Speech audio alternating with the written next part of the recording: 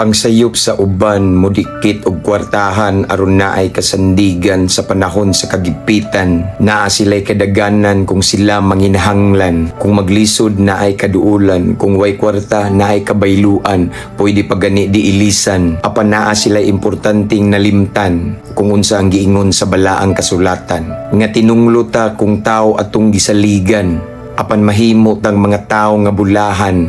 Kung si Kristo ang atong bugtong gisaligan, dalang panan, sumbunganan ug kasandigan, ang mga tao manggod mga kaigsuonan, bisag unsa pa na sila kabuutan, bisag unsa pa na sila kakasaligan, tao ra na sila makahimog kapakyasan, di perpekto makahimog kalapasan, di pareha sa atong langitnong amahan.